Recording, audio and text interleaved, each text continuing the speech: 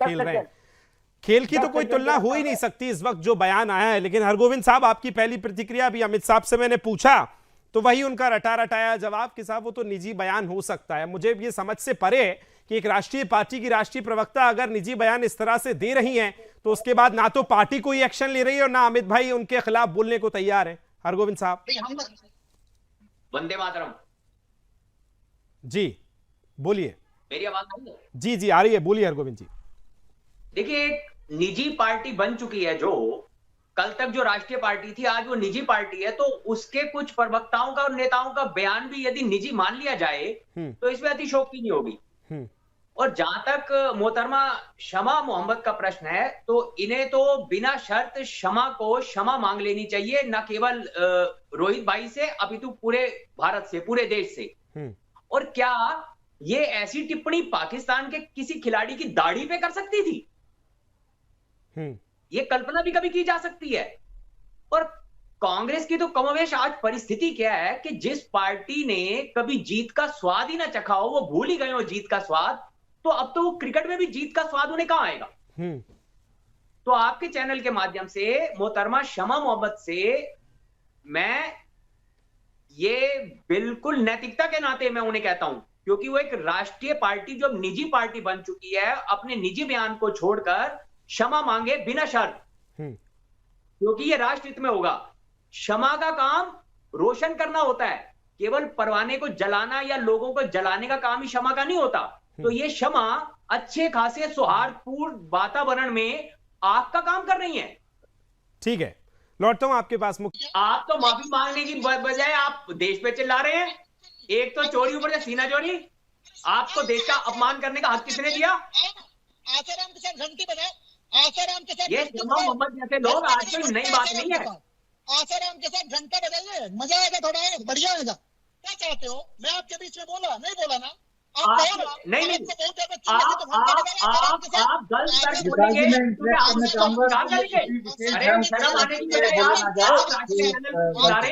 देश का अपमान हुआ है, आपकी पार्टी के प्रवक्ता ने किया, शर्मिंदा होने की बजाय आप देश पे चिल्लाएंगे। की तो बात ही नहीं हो रही है अमित तिवारी जी, खेल की बात है। खेल भावना शायद आप समझते नहीं है इसलिए राजनीति पे जा रहे हैं। आज खेल भावना की बात हो रही है, बात आज किसी धर्मगुरु की या किसी और की हो ही नहीं रही है। फिर ऐसे मैं पूछ लूंगा आपकी पार्टी के नेता कितने मौलानाओं के साथ कहां कहां बैठ के खाते हैं, फिर वो पॉलिटिकल चर्चा पूरी वहां चल जाएगी। मैं खेल पे बात कर रहा हूं। आप कह रहे हैं कि उनकी प्रतिक्रिया निजी हो सकती है, चलिए मानता हूं आपका अलायंस है टीएमसी के साथ, आपके साथ वो इंडी गठबंधन में खड़े थे। अब उनके नेता कह रहे हैं कि उनको तो भारतीय टीम। ठीक है अरोरा साहब। देखिए, दो बातें कहना चाहूंगा। एक तो आपको भी ध्यान होगा, कुछ वर्ष पूर्व हम अपने बचपन में भी अक्सर देखते थे कि जब पाकिस्तान मैच हार जाता था तो शमा मोहम्मद जैसे लोग देश का वातावरण खराब करते थे और कुछ जगह तो दंगे हो जाते थे। ये तो मात्र केवल आज छाती पीट रही है। जी जी जी पद्मपति जी, बहुत बहुत धन्यवाद, थैंक यू सो मच, आप मेरे साथ जुड़े, अपना समय दिया। जी अरोरा साहब, बात पूरी कीजिए अपनी। तो मैं सुदर्शन के माध्यम से कांग्रेस के राष्ट्रीय अध्यक्ष से ये मांग करता हूं कि वो, अगर उनके प्रवक्ता का ये निजी बयान है तो क्या उन्होंने उन्हें पदमुक्त किया? क्या कांग्रेस उनको पदमुक्त करने में सक्षम है? नहीं, क्योंकि उनका ये वोट बैंक भी नाराज होगा। ये तो इशारा था, दूध का दूध और पानी का पानी चंद घंटों में हो जाएगा। चलिए बिल्कुल ठीक है।